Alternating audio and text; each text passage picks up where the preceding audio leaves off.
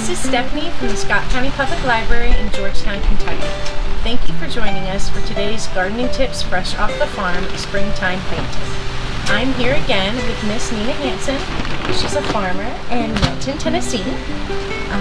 Thank you for joining us on this lovely spring day. It's windy, it's rainy, and it's muddy, but that really is what spring is about. Now today Nina is going to highlight raised bed gardening, also give us good tips on good springtime flowers that are a good choice to plant in this time of year. And what else, Nina? I really just want to highlight that at this point in the year, I know you really want to get to the main planting and you're ready for everything to be green and colorful and beautiful, but right now we're really just in the cleaning up phase from last season and preparing for this season. Some good spring cleaning, even outside in the garden, yes. So, Miss Nina, after you clean up your stuff from last year's garden, what is the next step? The next step is actually to plan. I know it's not the funnest step, but go ahead and get some graph paper and draw out your area, because you can do it foot by foot that way, and you can go ahead and plan ahead of time how much space you have. Think about what type of plants you have and how much space and nutrition they require, and then you can get to the planting. And there are a few different ways that you can plant depending on what crops you have. Here we have some broccoli plants. They need about a foot and a half of spacing, and we're able to do that in this type of raised bed here. These also happen to be very long, which doesn't happen very often in our gardens, but in the high tunnel, that's what we've got. So we have these long rows, and that's perfect for us to have just a row planted. Usually we keep things pretty tight elsewhere in the garden, and so that's why just starting seeds like this is a great option. This is some spinach, and it'll be put in probably in about a week and a half.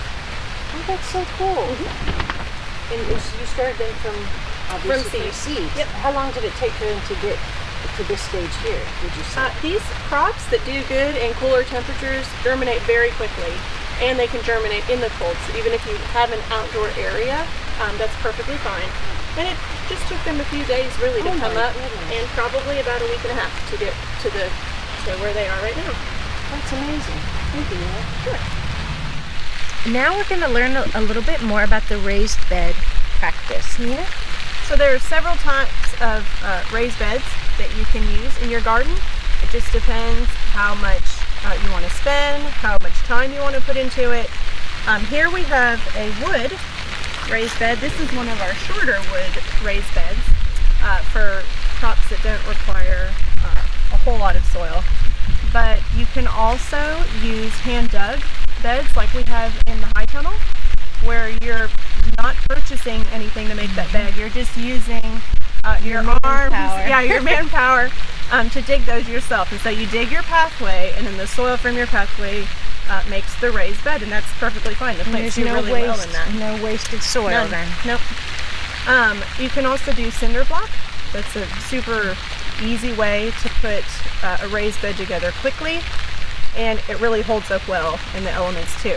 I do want to point out that if you're going to do a wood raised bed, to use pressure treated lumber, because you don't want it over time to fall apart.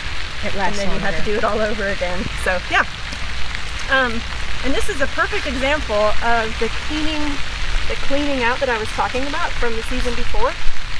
So this is what the whole bed looked like, and I had to add soil and compost and fertilizer, and then I went ahead and planted. You can see these little guys already coming up. This is an Asian green called Tokyo Bacana. Oh my goodness, I thought they were clovers, so this is extra special. Yes. Oh, yep. wow. And this particular variety you can harvest when they're smaller, like this, or you can let them form a little head. So that's why I have some spaced out and some together. They look like little butterflies. They do. So beautiful. They do. And they're for salad. Yes, they're for salad, or you can add them to stir fries. The really good thing about greens, root crops, and the brassicas is they really don't take up very much space, so they're perfect for a raised bed, and it's something that you can go ahead and start even if you still are in danger of getting some frost and cold temperatures. Just make sure you invest in frost cloth, and they'll do well. Awesome.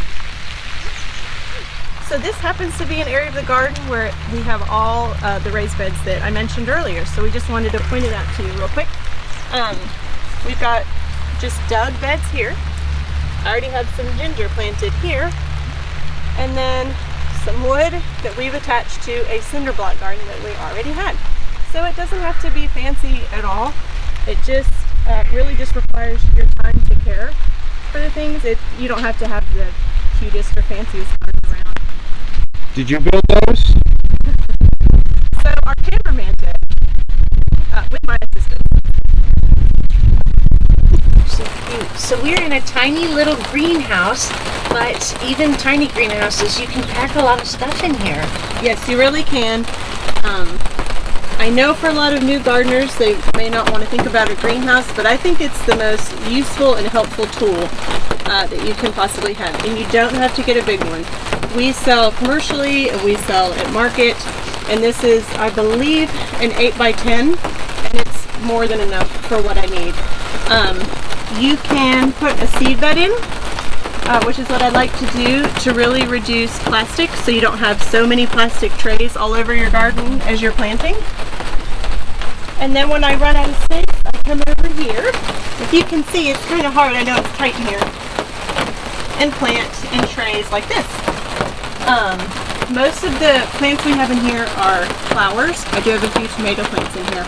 But the other plus about having a small space is it just takes this one heat lamp on nights that get below freezing to heat the whole greenhouse, and I really never have to worry about losing plants. So speaking of, I heard you mention flowers.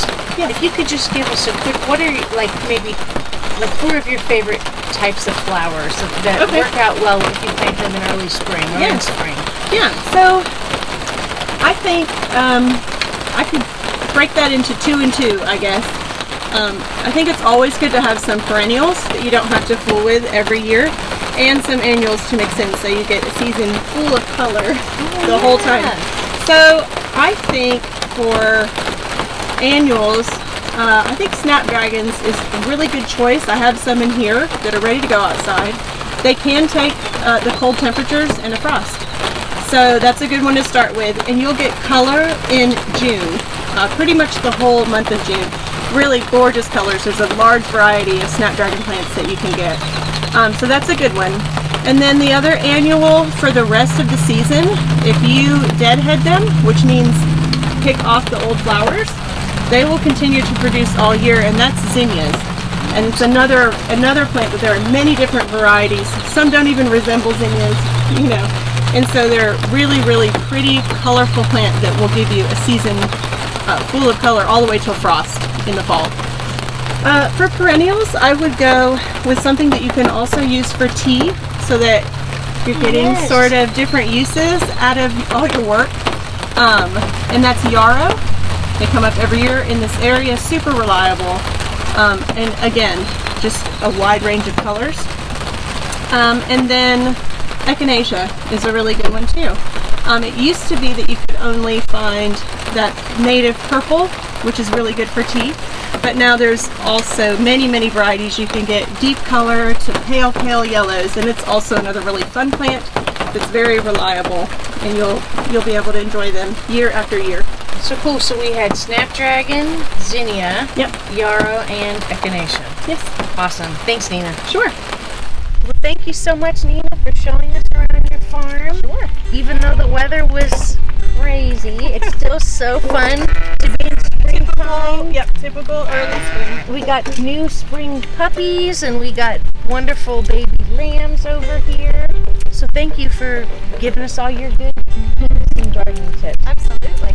We'll see you next time. Again, this is Stephanie from the Scott County Public Library in Georgetown, Kentucky. Bye. Also, not yet, she's ready. Really want to get these pups out. No, but if you want to look at our YouTube channel, there are other gardening tutorials on there as well. So check those out too. Thanks, Nina. Also, this is my big sister, if you can't tell. She's a trooper for doing this with me. Again, thank you.